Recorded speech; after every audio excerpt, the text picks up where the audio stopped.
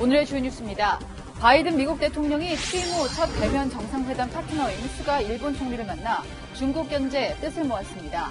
북한의 완전한 비핵화에 전념하겠다는 의지도 다시 확인하면서 한미일 협력의 중요성을 강조했습니다.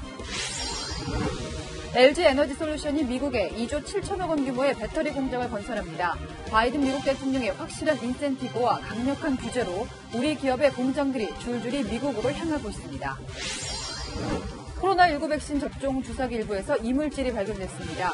불량이 처음 신고된 것은 2월 말인데 업체는 한 달 가까이 손 놓고 있다가 3월 하순에서야 자체 수거했습니다. 주사기 70만 개가 회수 중인데 50만 개는 이미 사용된 뒤였습니다. 1년 넘게 북한과의 국경이 닫힌 중국 단둥에서 한동안 사라졌던 밀수품들이 거래되고 있습니다. 但是现在像这种都是作为买卖都是10万的人帮忙带。 교육 재개의 기대감이 커지고 있는 단둥 현지를 취재했습니다. 성범죄로 의료기관 취업 제한 명령을 받은 한 의사가 버젓이 병원 문을 열고 영업하다가 적발됐습니다. 병원 주소를 옮기는 수법으로 보건당국의 감시를 벗어난 건데 폐쇄 명령에도 영업을 강행하고 있습니다. 뉴스A 조수빈입니다. 오늘 첫 소식은 미국으로 가겠습니다. 부상하는 중국, 이를 견제하기 위해서 미국과 일본은 더 가까워지고 있습니다. 바이든 대통령이 첫 정상회담 파트너로 일본 스가 총리를 만났습니다. 미국은 트럼프에서 바이든으로 정권이 바뀌었지만 미중 간 역학관계는 바뀌지 않았죠. 안 그래도 미국과 중국 틈새에 낀 우리로서는 미일 정상이 함께 선 모습이 의미심장하게 다가옵니다. 첫 소식 워싱턴에서 유승진 특파원입니다. 바이든 대통령은 모두 발언부터 스가 총리의 애칭을 불렀습니다. Yoshi and I have had some private time together, a little lunch and tea, and it's great to have him with us. 취임 후 첫 정상회담으로 전 세계 이목이 집중된 자리에서 끈끈한 동맹을 과시한 양국은 중국 견제에 함께 나서겠다는 강한 의지를 내비쳤습니다. 특히 공동성명에는 52년 만에 처음으로 중국이 민감해하는 대만 문제를 포함시켰습니다. We committed to working together to take on the challenges from China and on issues like the East China Sea, the South China Sea, as well as North Korea. 중국 패권 견제라는 국익을 위해 후쿠시마 원전 오염수 방류 발표로 비난에 휩싸인 일본에게 정상회담으로 힘을 실어준 겁니다. 북한 문제도 빼놓지 않았습니다. すべての大量破壊兵器およびあらゆる射程の弾道ミサイルの CVID 国連安保理決議の下での義務に従うことを強く求めることで 바이든 행정부의 대북 정책 검토가 막바지인 시점에 두 정상이 얼굴을 맞대고 마지막 조율에 나선 겁니다.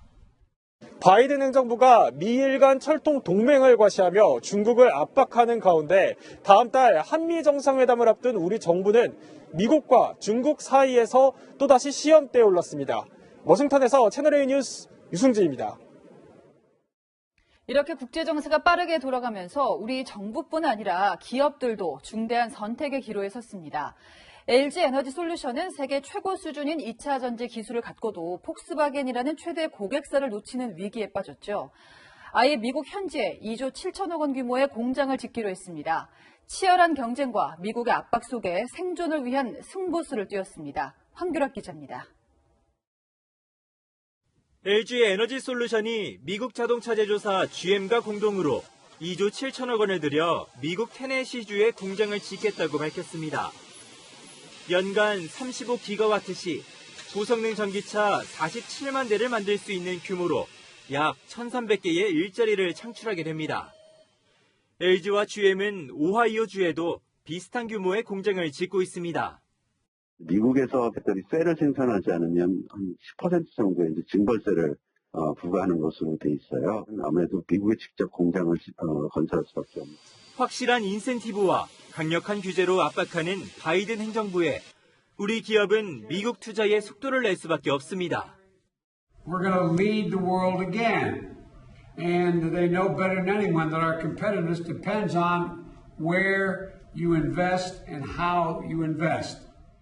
SK이노베이션은 미국 조지아주에 3조 원을 투자해 2개의 공장을 짓고 있고 삼성전자도 20조 원을 투자해 반도체 공장을 추가로 짓기로 한 것으로 알려지는 등 기술 굴기를 외치는 중국을 견제하고 인프라 투자를 통한 일자리 창출의 일환으로 미국이 국내 기업을 끌어들이고 있습니다.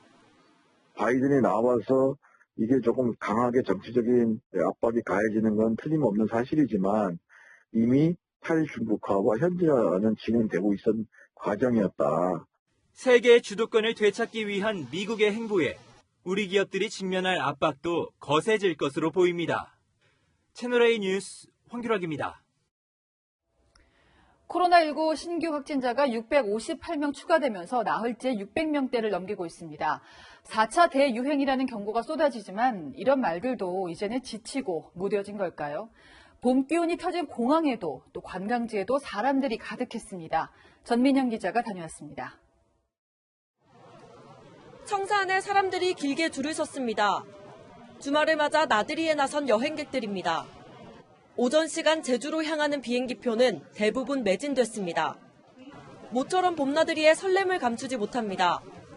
2년 동안 한 번도 여행 나가보지 않았다가 7순이라고 또 애들이 또 이렇게 저렇게 해서 마련해 준 거니까.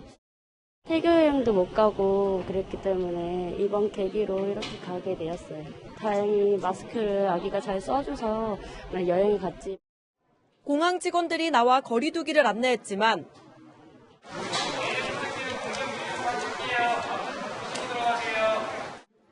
많은 사람들이 몰린 탓에 거리 두기가 지켜지지 않는 경우가 적지 않았습니다. 거리 두기는 좀 안 되는 편이에요. 마음이 급하다 보니까 뒤에서 많이 이렇게 붙어서 오세요. 최근 보름 동안 김포공항 국내선을 이용한 승객은 지난해 같은 기간보다 3배 가까이 늘었습니다. 관광지 주차장에 차량들이 가득합니다. 코로나 여파로 하루 방문객을 제한하고 있는데 몰려드는 관광객들로 일찌감치 마감됐습니다. 하루 전날 했더니 없어요. 72시간에 62만 원. 사람들이 몰리면서 거리 두기는 실종됐고 일부는 마스크도 제대로 쓰지 않았습니다. 하루 평균 4만 명이 제주를 찾으면서 방역당국은 집단 감염 사태가 나지 않을까 촉각을 곤두세우고 있습니다. 장기화된 고강도 거리 두기에 피로감이 커진 상황. 풀어진 긴장 속에 자칫 방역에 구멍이 뚫리지 않을까 우려가 커지고 있습니다. 채널A 뉴스 전민영입니다. 금쪽 같은 백신을 한 방울도 남김없이 쥐어짠다고 해서 정부가 K주사기라고 홍보했었죠. 한 업체 제품에서 이물질이 여러 차례 발견됐습니다. 이미 50만 개는 썼고요. 이 불량 사실이 뒤늦게 알려지면서 부랴부랴 70만 개를 긴급 수거하고 있습니다. 자, 저희 취재진이 문제의 주사기 사진을 확보했습니다. 인체에 해가 될지, 당국의 조치는 적절했는지 이다혜 기자가 긴급 점검했습니다. 주사기 피스톤 끝부분의 바늘 두께보다 큰 0.5mm 정도 크기의 고무가 삐죽 튀어나와 있습니다. 또 다른 주사기는 눈금의 높이가 다른 주사기와 눈에 띄게 차이가 납니다. 정량의 백신 투여가 불가능한 겁니다. 접종 전 불량을 확인한 의료진은 곧바로 주사기 사용을 보류했습니다. 막히면 정량 투여가 안 될 수 있고 정말 운이 없게 몸 안에까지 들어간 다음에 국소적인 붓거나 아니면 염증이 생기거나 해당 주사기는 백신 한 병당 접종 인원을 한 명 더 늘릴 수 있는 최소 잔여형 주사기입니다. 첫 이물질 발견 신고는 지난 2월 27일 국내 백신 접종이 시작된 바로 다음 날이었습니다. 당시 식약처는 주사기 공장 근무자의 작업복에서 떨어져 나온 섬유질이 유입된 걸로 확인했지만 회수 명령 대신 환경 개선 같은 시정 명령만 내렸습니다. 이후 서울과 경기, 인천, 부산과 충남 등지에서 섬유질과 피스톤 고무 등 20건의 이물질 발견 사례가 접수되면서 사태가 커졌지만 추가 조치는 없었습니다. 심각도에 따라서 보통은 그런 조치 결정을 하는데 일반적으로 이물건들은 강제 회수 명령을 하지 않고요. 시정 조치 내지는 개선 이런 쪽에 조치를. 결국 업체 측은 첫 신고 이후 20일이 지난 3월 19일에서야 자체적으로 수거를 시작했습니다. 납품된 120만 개 중 50만 개가 이미 사용됐고 70만 개는 회수 중입니다. 질병관리청은 이물질이 발견된 주사기로 인해 이상 반응이 신고된 사례는 없다며 인체 위해성이 낮다고 설명했습니다. 하지만 백신 수급 차질을 빚는 상황에서 불량 주사기에 대한 안일한 대응이 국민 불신을 키운다는 지적을 피할 수 없게 됐습니다. 채널A 뉴스 이다혜입니다. 지금까지 국내에서 백신 맞은 사람의 비율은 불과 2.85%에 그칩니다. 접종을 시작하고 50일 정도나 지났는데 말입니다. 상반기 1,200만 명 접종, 11월 집단 면역의 목표를 달성하는 것은 물론 상반기가 절반을 훌쩍 지나고 있습니다. 대통령의 말 지킬 수 있을까요? 애시당초 아스트라제네카 위주로 접종 전략을 짠 게 패착이 됐습니다. 혈전 부작용 때문에 30대 미만은 제외하기로 하면서 이번에는 64만 명분이 붕 떠버렸습니다. 백신을 버릴 수는 없습니다. 그래서 정부는 이 분량을 다음 차례에 넘긴다고 합니다. 군경 또 소방관들이죠. 어차피 맞을 차례지만 공무원들 사이에서는 강제 동원되는 기분이라는 불만도 감지됩니다. 일방통행식으로 끌고 가는 백신 전략, 이대로 괜찮은 건지 서채리 기자가 자세히 보도합니다. 질병관리청에서 경찰과 소방, 군의 백신 접종 계획을 통보한 건 어제 오전입니다. 질병청은 오는 26일부터 6일 동안 30세 미만을 제외한 모든 인력이 백신을 맞아야 한다고 공지했습니다. 6월로 예정돼 있던 사회 필수 인력 80만 명의 접종 시기를 2달 정도 앞당긴 겁니다. 통보를 받은 경찰청은 전국 시도경찰청에 오는 19일까지 개인별 접종 희망 여부와 관계없이 백신을 맞을 조를 짜라고 공지했습니다. 백신 신뢰도 확보를 위해 경찰서장들이 솔선수범해 우선 접종하라고도 덧붙였습니다. 갑작스런 통보에 경찰 내부에서는 불만 섞인 반응이 나옵니다. 내부망에는 경찰이 실험 대상이냐, 처음에는 우선순위에도 없다가 갑자기 맞으라니 기분 나쁘다는 글이 올라왔습니다. 접종 여부를 인사에 반영한다니 사실상 강제란 의견도 있었습니다. 반대로 환영하는 목소리도 있습니다. 직원들이 확진자를 너무 많이 이송하니까 땡겼다고 하니까 아우 다행이다 이렇게 하시는 분도 있고. 질병청은 다음 주에 관련 내용을 설명하겠다고 밝혔습니다. 관련부처 협의 중이고 구체적인 내용을 계획을 정리해서 월요일 브리핑에서 설명드릴 예정입니다. 질병청은 아스트라제네카 백신 접종 대상을 30세 이상으로 제한하면서 남게 된 물량을 활용하는 방안을 포함해 2분기 접종 계획 수정안을 만들고 있습니다. 채널A 뉴스 서채리입니다. 한국어 팻말을 들고 있지만 이곳은 필리핀입니다. 또 여기는 한국 농촌입니다. 새벽에 일어나면 하긴 잠이 안 옵니다, 지금. 다른 공간이지만 이들이 힘든 이유는 같다는데요. 강경모 기자가 현장의 목소리를 들어봤습니다. 흰색 옷과 모자 차림의 주민 900여 명이 한자리에 모였습니다. 현수막엔 한글로 양구에서 일하고 싶다는 문구가 적혀 있습니다. 지난 2003년 강원 양구군과 필리핀 딸락시가 협정을 맺은 이후 매년 양구군을 찾아 계절 근로에 참가했던 주민들입니다. 코로나 때문에 2년 연속 입국길이 막히자 한국으로 보내달라고 시위를 벌이는 겁니다. 시장님, 주지사님, 우리 좀 보내주십시오. 한국을 가야 됩니다. 정부로 요청을 해주십시오. 우리 딸락 주만이라도 풀어달라고. 농가 비닐하우스에 수박 모종 대신 잡초만 가득합니다. 외국인 근로자 수급에 차질이 빚어지자 한 해 농사를 포기한 겁니다. 주민들은 물론 군청 공무원까지 동원돼 농사일에 나서고 있지만 앞으로 어떻게 해야 할지 막막하기만 합니다. 새벽에 일어나면 하긴 잠이 안 옵니다, 지금. 그렇다고 안 할 수도 없고. 용역 인력들을 고용하는 곳도 있지만 일당 부담이 만만치 않습니다. 외국인 근로자 같은 경우는 단가도 단가지만 와서 일을 참 열심히 해요. 그래서 한번 이거 없으면 농사 포기하려고요. 올 상반기 전국 37개 시군이 법무부로부터 배정받은 외국인 계절 근로자는 4,631명. 하지만 코로나19 탓에 이들이 언제 들어올지 기약조차 없습니다. 관내 대학이나 기업들에게 도움을 요청하는 등 대책 마련에 고심하고 있지만 외국인 근로자들이 들어오지 않는 이상 임시 방편에 불과하다는 지적이 나옵니다. 채널A 뉴스 강경모입니다. 앞서도 말씀드렸지만 확진자가 600명대로 치솟는 엄중한 시국인데 정세균 총리는 후임 후보자가 지명되자마자 칼같이 사퇴했습니다. 마침 다음 주 월요일 이틀 뒤가 대정부 질문이죠. 방역 대책이나 LH 사태 책임 물을 사람이 없는 겁니다. 정한희 기자입니다. 개각이 발표되자 곧바로 이임식을 가진 뒤 마지막 퇴근길에 나선 정세균 전 총리.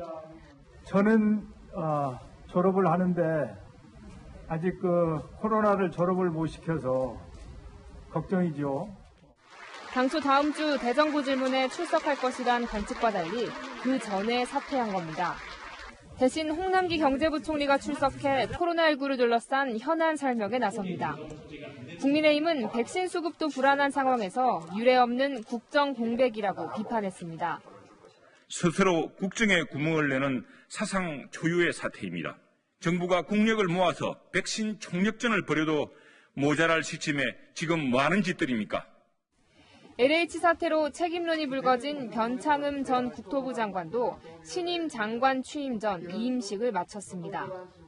개각 대상이 된 다른 부처 장관들은 후임 장관이 청문회를 마치고 교체될 때까지 자리를 지키기로 한 것과 대조됩니다.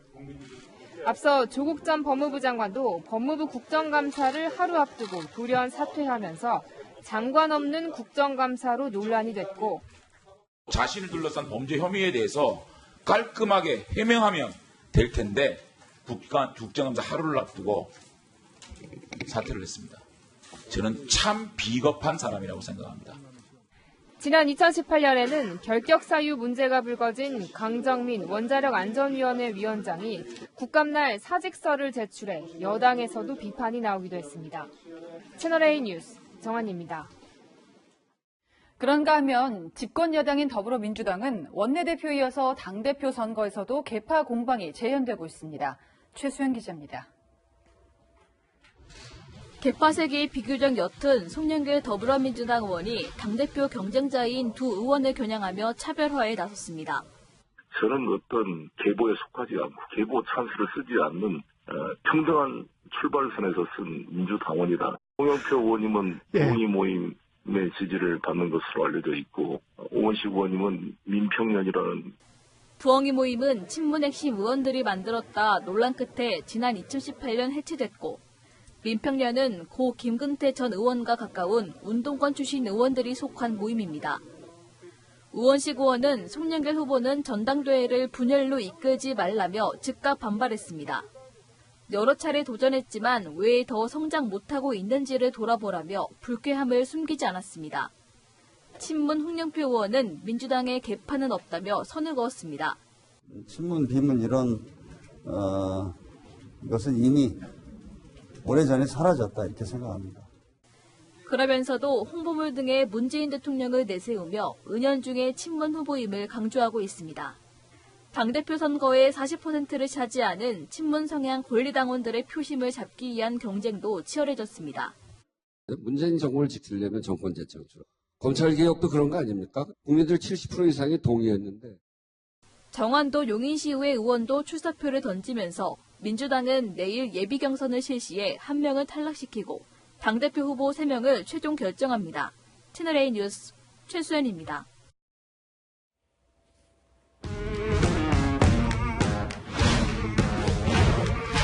여랑야랑 이민찬 기자 함께하겠습니다. 첫 번째 주제 보시죠. 네. 기대 반 우려 반. 지금 기대와 우려가 공존하는 인물이 있죠. 김부겸 국무총리 후보자입니다. 네, 사실은 문재인 대통령이 임기 말에 비문 정치인 출신 인사를 국무총리로 택해서 좀 의외라는 평가가 많은데요. 네, 김부겸 후보자 지난 4일 채널A 토론회에서 이렇게 말했습니다. 저희들이 겸손하게 귀 기울이지 못한 부분들, 그 부분들이 좀 아쉽고요. 당 내에서 이제 다른 목소리를 내는 것 자체가 약간 백안시되는 그런 점에서 국민들한테 지금 혼이 나고 있다. 야당 일각에선 협치에 대한 기대감도 나오지만 민주당 당원 게시판 등에는 자격이 없다는 부정적인 글도 올라오고 있는데요. 네. 문재인 대통령이 이낙연, 정세균, 김부겸 3명의 총리를 지명할 때마다 빠지지 않고 썼던 단어가 바로 통합을 이끌 적임자였습니다. 김부겸 후보자, 친문 중심의 당 사이에서 얼마나 소신 있는 발언을 할지 이거에 따라서 적임자 여부가 판가름 나겠죠. 네. 또 하면 이번 인사에서 눈에 띄는 그 인사들이 많습니다만 특히 청와대 방역기획관이 눈에 띄는데 이게 원래 있었던 자리가 아니라 지금 코로나19 첫 확진자가 국내에서 나온 지가 15개월이나 됐잖아요. 근데 네. 15개월 만에 이런 자리가 신설이 됐단 말이에요. 맞습니다. 그런데 김호란 기획관의 과거 발언이 논란이 되고 있습니다. 한국은 지금 일단 환자 발생 수준으로 봤을 때 이렇게 급하지 않고 예방접종을 먼저 해서 이런저런 위험을 미리 알려주는 거는 고마운 거지. 우리가 직접 하고 싶지는 별로 않은 거죠. 국민의힘은 기기획관 남편이 지난해 총선에서 민주당 후보로 나섰던 점을 들어 보훈 인사라며 철회를 요구하고 있는데요.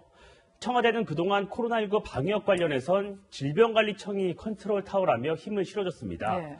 코로나19 확진자가 좀처럼 줄지 않고 백신 확보를 놓고도 각국의 경쟁이 치열해지자 청와대가 직접 방역을 챙기겠다고 나선 만큼 체감할 수 있는 결과가 나오길 기대해봅니다. 신임 방역기획관의 방역에 대한 인식이 좀 바뀌었기를 좀 지켜보겠습니다. 다음 주제 보겠습니다. 돌아와요 이대남, 이게 20대 남성들 얘기하는 신조어인데요. 4.7 재보선에서 20대 남성 표심에 민주당이 많이 놀랐잖아요. 그래서 뒤늦게 안간힘을 쓰고 있는데요. 민주당이 꺼내든 카드는 군 가산점제 부활입니다. 민주당 최연소죠. 전용기 의원은 SNS에 군 가산점제 제도 도입을 논의하겠다고 밝혔는데요. 이를 위해서 개헌이라도 하겠다고 했습니다. 같은 당 김남국 의원 역시 군 전역자들이 정당한 대우를 받을 수 있게 하겠다고 목소리를 냈습니다. 근데 좀 앞뒤가 안 맞는 게 여권이 군 가산점제 부활에 그동안 반대해 오지 않았습니까? 문재인 대통령 목소리 들어보시죠. 군 가산점제 우리 동의하십니까? 동의하지 않습니다. 왜요? 5.18 가산점은 동의를 하고 군 가산점제는 왜 동의를 하지 않습니까? 그러나 우리 군대를 가지 않는 우리 여성들 그리고 또 우리 남성들 가운데서도 군대 못 가는 분도 있죠. 또 한 가지 문제가 군 가산점제 부활은 이미 위헌 판결이 났던 거잖아요. 맞습니다. 지난 1999년인데요. 헌법재판소는 평등권을 침해한다며 위헌 판결을 내렸습니다. 지난해 하태경 국민의힘 의원이 군 가산점제를 되살리는 법안을 냈을 땐 국가인권위원회가 부적절하다는 의견을 내기도 했는데요. 내년 대선을 앞두고 민주당의 마음이 급한 건 알겠지만 현실성 떨어지는 공약에 이대남의 마음이 움직일지 의문인데요. 대선까지 남은 11개월 동안 더 꼼꼼하게 준비해야겠습니다. 민심을 움직이게 하는 동력은 좀 장기적이고 내실 있는 정책을 내놓을 때만 가능하겠죠. 지금까지 여랑야랑이었습니다. 네, 이번엔 중국과 북한의 국경지대인 단둥으로 가보겠습니다. 코로나19 때문에 1년 넘게 왕래가 막히면서 유령 도시나 다름없었는데요. 분위기가 달라지고 있습니다. 현지에서 성혜란 특파원이 전해왔습니다. 단둥에 있는 북한 식당이 모처럼 활기를 되찾았습니다. 현란한 춤사위가 펼쳐지고 마술쇼와 연극에 환호가 이어집니다. 북한 최대 명절인 태양절을 맞아 단둥에 사는 북한인들이 모처럼 한자리에 모인 겁니다.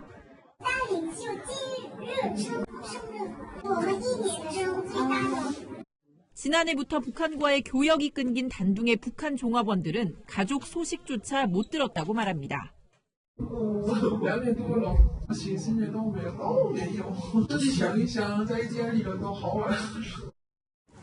단둥 세관 앞거리는 직격탄을 맞았습니다. 북한과 교역을 하던 상점들은 이렇게 대부분 문을 닫았습니다.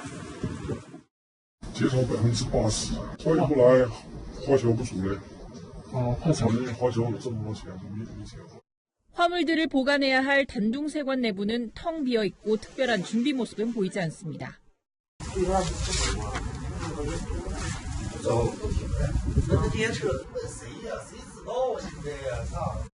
하지만 그제부터 북한으로 들어가는 다리 상태를 확인하려는 듯 다리 위를 오가는 행렬이 포착되고 북한 평양의 서포와 단동 글자가 선명하게 적힌 열차도 대기 중입니다.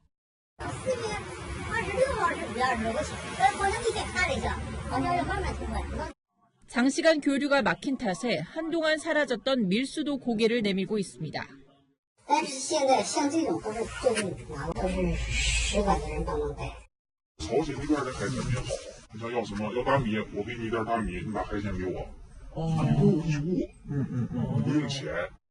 지난해 말 랴오닝성 정부의 허가로 개장을 앞둔 항구 등 북중교역 통로는 계속 늘어날 걸로 보입니다.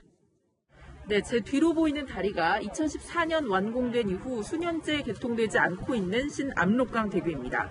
일각에서는 이 대교가 북중교역 재개의 통로 가운데 하나로 조만간 쓰일 수 있다는 전망도 나옵니다.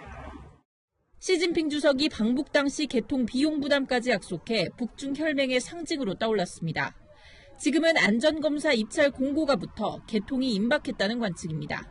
단둥에서 채널A 뉴스 성혜란입니다. 성범죄를 저지른 한의사가 버젓이 한의원을 운영하고 있었습니다. 취업 제한 명령을 받았을 텐데 어떻게 진료를 했을까?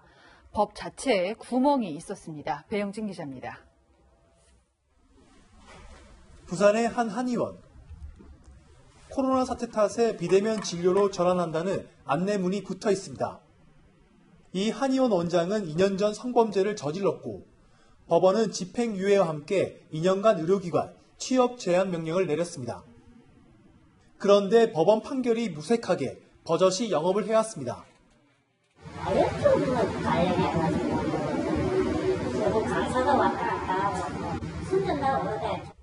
미비한 법 규정이 문제였습니다. 한의사는 법원 판결 뒤인 2019년 서울에 있던 한의원을 부산 기장군으로, 지난해엔 해운대구로 옮겼습니다. 관할구청은 별 제재 없이 의료기관 이전 신고를 받아들였습니다. 현행법상 의료기관을 처음 개설할 때 지방자치단체는 의료진의 성범죄 여부 등을 조회하도록 돼 있는데 주소지만 옮길 경우 이런 절차가 생략되기 때문입니다. 지자체의 의료인 성범죄 경력 조회는 1년에 한 차례가 전부입니다. 이 사람은 서울에서 기존에 하고 있는 사람이다. 그러니까 1년에 한 번만 우리가 조회를 하잖아요. 그 기간이 넘어오면서 피해진 거죠. 지난해 10월 구청이 성범죄 경력을 조회하다 취업 제한 위반 사실을 확인했고 병원 폐쇄 명령을 내렸지만 원장은 이를 거부하고 있습니다. 취재진을 만난 원장은 입장 표명을 하지 않았습니다. 이거 관계자입니까? 저희가 해명 정도로 내겠습니까? 일부 언론을 통해선 법원 판결이 부당하다며 폐쇄 명령에 대해 법정 대응하겠다는 입장을 내놓고 있습니다. 법원이 명령한 취업 제한 기간은 오늘까지. 구청은 취업 제한 기간과 상관없이 병원 폐쇄는 가능하다고 해명했습니다. 무엇보다 이런 일이 반복되지 않도록 규정을 손봐야 한다는 지적도 나오고 있습니다. 채널A 뉴스 배영진입니다. 조국 전 장관 부부 또 김경수 경남지사 모두 수사를 받으면서 대형 로펌의 사건을 의뢰했죠. 만약 이 대형 로펌 출신 변호사들이 거꾸로 이 공직자들을 수사한다면 그 수사가 공정하다고 믿을 수 있을까요? 어제 임명된 고위공직자수사처, 공수처 신임 검사들 절반 이상이 대형 로펌 변호사 출신이었습니다. 벌써부터 이해 충돌 우려가 나옵니다. 김민공 기자입니다. 어제 임명된 고위공직자 범죄수사처 검사 13명 중 8명은 유명 법무법인 출신입니다. 공수처 검사의 60%에 달하는 인원입니다. 김앤장과 태평양, 세종 등 각종 형사사건의 변호를 맡는 대형 법무법인을 비롯해 문재인 정부 들어 고위공직자 변호를 여러 차례 맡았던 곳 출신도 있습니다. 공수처의 수사 대상이 된 피의자들이 해당 법무법인의 변호사를 선임해 대응할 경우 수사의 공정성을 의심받을 수 있다는 우려가 나옵니다. 검찰은 친분관계로 인해 공정한 업무가 어려우면 상급자에게 보고하고 수사를 회피할 수 있습니다. 공수처는 회피 제도가 담긴 내부 규정 초안만 마련한 상태입니다. 하지만 검사 인원이 적은 공수처의 경우 피의자들이 회피 제도를 악용하기 시작하면 수사팀 구성 자체가 어려워질 수 있습니다.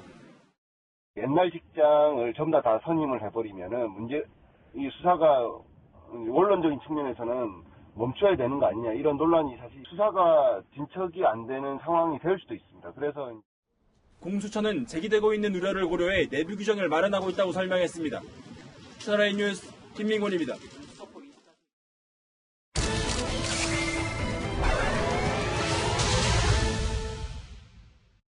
저는 그냥 평범한 학생이었어요. 친구들이랑 수다 떠는 것도 좋아하고 맛있는 거 먹으러 가는 것도 좋아하고.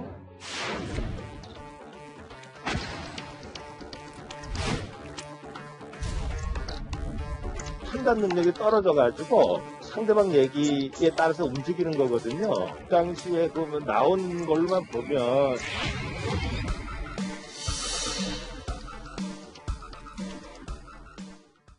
네, 배우 서예지 또 김정현 씨 촉망 맞는 두 배우였는데 도대체 어떤 일이 있었습니까? 지난 2018년에 배우 김정현 씨가 한 멜로드라마의 주연을 맡아서 촬영을 하고 있었을 때의 일입니다. 당시 큰 화제가 됐던 장면이 있었는데 여자 주인공인 배우 서연 씨와 결혼식을 올리는 장면이었습니다. 그런데 신랑 신부가 함께 입장을 하는 경우에 서로 팔짱을 끼는 게 일반적이지 않습니까? 네. 그런데 드라마 속 두 사람은 손조차 잡지 않았습니다. 이상했어요. 예. 네, 한 연예 매체가 그 이유를 추정할 수 있는 보도를 냈습니다. 당시 연인 사이였던 배우 서예지 씨 때문이라는 것이었습니다. 자, 그 보도를 보니까 이제 요약을 하면은 서예지 씨가 역시 배우인 김정현 씨를 배후에서 조종했다는 건데 둘 사이에 오고 간 것으로 추정되는 SNS 메시지가 공개됐죠. 네, 해당 매체가 공개한 SNS 메시지를 보면 배우 서예지 씨로 추정되는 인물이 김정현 씨로 보이는 남성에게 김딱딱 씨라고 부르는 내용이 나옵니다. 로맨스 업계, 스킨십 업계 촬영하라고 말하는 내용이 포함된 것으로 알려졌는데 수시로 촬영 현장의 영상과 음성도 요구했다고 보도했습니다. 이런 서예지 씨의 요구들 때문에 김정현 씨는 대본에 있던 10개 이상의 스킨십 장면 촬영을 거부했다고도 전했습니다.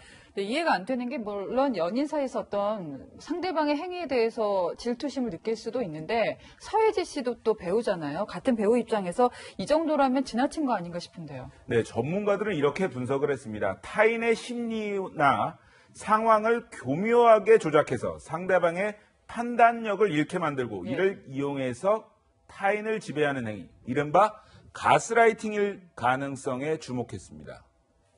우리가 뭐 나이가 들었다고 해서 다 현실적이고 합리적으로 판단하는 거 아니잖아요. 그게 제가 시키니까 시키는 게 맞는 거야. 그걸 그대로 따라 하는 게 맞는 거야. 상황에 대한 판단 능력이 떨어져서 그 사람이 얘기하는 정보에 지시나 정보에 계속 의존하는 거죠. 그 친구가 어떤 상태에서 했는지에 대한 정보가 있지 않으면 지금은 판단할 수가 없어요.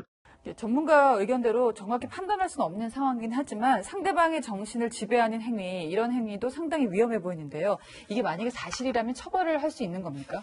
그런데 가스라이팅만으로는 사실상 처벌이 불가능해 보입니다. 육체적으로 상처가 있는 것도 아니고 정신적 지배를 받았다는 것을 증명을 해내야 되는데 어디서부터 얼마나 증명을 해내야 되는지가 명확치가 않습니다. 그런데 이런 가스라이팅이 폭력적 성향으로 이어질 수 있다는 점에 주목해야 합니다. 데이트 폭력 등으로 이어질 수 있다는 얘기입니다. 네. 진실은 두 사람만이 알고 있을 텐데 내놓은 해명이 또 논란이 일고 있죠. 네, 그렇습니다. 김정현 씨는 논란이 일자 자필 사과문을 냈습니다. 개인적인 문제로 불미스러운 일을 자초했다면서 잘못된 행동으로 상처를 받은 상대 배우 서연 씨와 드라마 스태프들에게 사죄한다고 밝혔는데 가스라이팅에 대한 언급은 없었습니다. 서예지 씨는 소속사 명의로 입장을 밝혔습니다. 김정현 씨에게 확인한 결과 과거 연인 사이였고 연인 간에 있을 수 있는 애정 다툼이었다고 주장을 했는데 드라마의 주연 배우가 누군가의 말에 따라 본인의 자유의지 없이 그대로 행동하는 것이 상식적으로 납득할 수 없다면서 의혹을 강력하게 부인했습니다. 네, 서예지 씨가 상당히 이미지가 좋은 배우였는데 이 가스라이팅 말고도 또 다른 의혹들이 이번 기회로 또 불거지고 있는데요. 네, 줄줄이 나오고 있습니다. 학창 시절 학교 폭력 의혹을 비롯해서 스태프 갑질 의혹, 허위 학력 의혹이 줄줄이 터져 나왔습니다. 본인은 부인을 했습니다만 광고계에서는 손절 움직임을 본격화하고 있습니다. 서예지 씨가 모델로 나왔던 화장품과 마스크, 건강식품 회사의 홈페이지와 SNS에서는요. 서예지 씨 얼굴이 없는 제품 이미지로 광고가 교체가 됐고 몇몇 의류 브랜드에선 서예지 씨에 대한 협찬을 취소하기로 했습니다. 광고 모델이 사회적 물의를 일으켜서 브랜드 이미지에 악영향을 줬을 경우에 광고비의 2~3배 위약금을 무는 것이 업계 관행이라는 점을 고려하면 서예지 씨 측이 책임져야 하는 손해배상 금액만 해도 상당할 것이라는 관측이 나옵니다. 네, 사건을 보다 최석호 기자였습니다. 자, 그런가 하면 이영애, 이효리, 아이유, 이미지 좋은 당대 최고 스타들은 모두 술 광고를 찍었죠. 그런데 앞으로는 거리에서 이렇게 톱스타들이 등장하는 술 광고를 보기가 어려워진다는데요. 자영업자들은 간판까지 뜯으라는 거냐며 반발하고 있습니다. 무슨 이유인지 이현수 기자가 취재했습니다. 땀 흘린 보람 뒤엔 언제나 80년대까지만 해도 소주 모델은 중년의 남성들이었습니다. 도수가 낮아지면서 부드러운 이미지를 추구하기 위해 주류 회사마다 여성 스타들을 앞세우기 시작했습니다. 거리 곳곳에 세워진 입간판들, 톱스타들의 얼굴이 박힌 광고판으로 주류업체가 식당들에 제공한 것들입니다. 하지만 오는 7월부터 주류업체의 야외 광고가 금지될 전망입니다. 보건복지부가 주류 광고 금지 대상을 지하철 역사 등에서 5개 광고물 전반으로 확대하는 법 시행령을 예고했기 때문입니다. 복지부는 친숙한 이미지의 주류 광고가 아동 청소년 음주에 영향을 미치는 걸로 보고 있습니다. 2020년 기준 청소년 음주율은 남학생이 12.1%, 여학생은 9.1%에 달합니다. 코로나19 사태에 직격탄을 맞은 자영업자들은 이제는 간판까지 뜯으라는 거냐며 반발하고 있습니다. 지금 작년도에 마이너스 성장했고 올해 또 마이너스가 되고 있어요. 규제를 좀 완화시켜야지 우리가 좀 장사하는데 좀 편하게 하면서 또 그렇게 또 이익을 내야 또 우리가 먹고 살잖아요. 전문가들은 주류 광고는 규제할 필요가 있다면서도 현장의 목소리를 반영해야 한다고 지적합니다. 지역이라든가 시간대라든가 데이터 기반의 여러 분석들이 가능해지고 있기 때문에요. 업계의 의견을 좀 수렴하면서 좀 시간을 두고 단계별로 이 규제가 자리를 잡도록 한다면은 복지부는 주류 업자가 광고하는 대형 간판에 대한 규제가 목적이라며 최대한 의견을 수렴해 세부 시행 항목을 확정하겠다고 밝혔습니다. 채널A 뉴스 이었습니다. 미국에서 또 총기 난사 사건이 터졌습니다. 희생자 가운데 절반이 인도인들이 많이 믿는 종교 신도라 증오 범죄일 가능성 배제할 수 없습니다. 한수아 기자입니다. 가족을 잃은 사람들이 부둥켜 안고 흐느낍니다. 미국 인디애나폴리스 공항 인근 창고 앞에서 연쇄 총격이 발생한 건 현지 시간 그제 밤. 용의자는 주차장에서 자동 소총을 난사해 4명을 살해한 뒤 건물로 들어가 4명을 더 쏘고 스스로 목숨을 끊었습니다. We started hearing 6 to around 10 shots, and I saw a man with a submachine gun of some sort, an automatic rifle, and he was firing. 용의자인 19살 남성 브랜든 스콧홀은 이 창고에서 근무했던 것으로 알려졌습니다. 작년에도 정신 이상 신고를 받아 용의자를 구금했던 수사당국은 용의자가 인종차별적 성향을 보이진 않았다고 밝혔습니다. The only thing that I can tell you is he was found in a couple of police reports. 하지만 희생자 8명 중 4명이 힌두교와 이슬람교가 융합된 시크교 신자로 알려지면서 증오 범죄의 가능성도 배제할 수 없게 됐습니다. 바이든 대통령은 거듭된 총기 사고에 미 의회에 총기 규제 법안의 조속한 통과를 촉구했습니다. This has to end. It's a national embarrassment. It is a national embarrassment what's going on. 최근 한 달간 미국에서는 최소 45건의 총기 난사 사건이 발생했습니다. 채널A 뉴스 한수아입니다. 대한항공이 남자 프로배구 통합 우승을 차지했습니다. 우리카드와 막판까지 벌인 뜨거운 신경전도 화제였습니다. 강병규 기자입니다. 다혈질로 소문난 이탈리아 출신의 산틸리 대한항공 감독, 코트에서 산전수전 다 겪어본 신영철 우리카드 감독. 상대를 흐트려 놓으려는 경기장 밖 신경전은 챔프전 초반부터 뜨거웠습니다. 이미 승부가 기운 마지막 점수 상황에서 비디오 판독을 요청했던 1, 2차전. 3차전부터 양 감독의 몸동작은 더 커졌습니다. 안 보인다고요? 아니 지금 뭐 하는데 지금 보이는데? 산틸리 감독은 사상 처음으로 상대팀 선수와 설전을 벌였습니다. 결국 마지막 5차전에선 신영철 감독이 산틸리 감독과 악수를 거부했습니다. 3세트까지 매 세트 듀스로 승부가 결정된 팽팽한 상황. 마지막까지 집중력을 발휘한 쪽은 대한항공이었습니다. 결정적인 순간에 요스바니의 강서브가 연이어 우리카드 코트를 강타했습니다. 정지석은 범실로 흔들리는 우리카드의 틈을 놓치지 않았습니다. 결국 세트 스코어 3대1로 대한항공이 창단 첫 통합 우승을 차지했습니다. 챔프전 MVP는 정지석에게 돌아갔습니다. 그동안 제가 너무 못해서 고생시킨 팀원들한테도 너무 미안하고 그냥 부담인 것 같아. 챔프전인 것 같습니다. 주위에서 진작부터 해주니까 좋았던 것 같습니다. 시즌 후반 학교폭력 파문으로 혼란을 겪었던 남자 배구. 결국 우승 후보 대한항공이 최종 승자가 됐습니다. 심의전까지 마다하지 않았던 외국인 감독의 영입 효과를 톡톡히 본 셈입니다. 채널A 뉴스 강병규입니다. 황사의 습격으로 답답했던 오늘 서울 모습입니다. 대기 중에 먼지가 평소에 5배나 많아서 하늘은 회색빛이었는데요. 내일은 다행히도 황사가 거치겠습니다. 한편 차고 건조한 바람의 영향으로 강원 지역엔 건조특보가 내려져 있습니다. 화재 예방에 힘쓰시길 바라고요. 찬 공기가 유입됨에 따라서 내일 아침도 쌀쌀하겠습니다. 기온은 오늘보다 더 낮겠는데요. 오늘 아침에 남부지방은 10도를 웃돌았지만 내일은 7도 선에서 출발하겠고요. 또 중부지방은 5도 안팎, 대관령은 영하 1도에서 시작되겠습니다. 그러다 낮에는 기온이 빠르게 오르겠습니다. 10에서 15도가량 훌쩍 오르면서 20도에 가깝겠습니다. 다음 주에도 낮과 밤의 기온차가 크겠는데요. 이번 주와 다른 점은 낮 기온이 20도를 넘어서면서 따뜻하다는 점입니다. 보다 가벼운 옷을 준비하시면 되겠습니다. 날씨였습니다.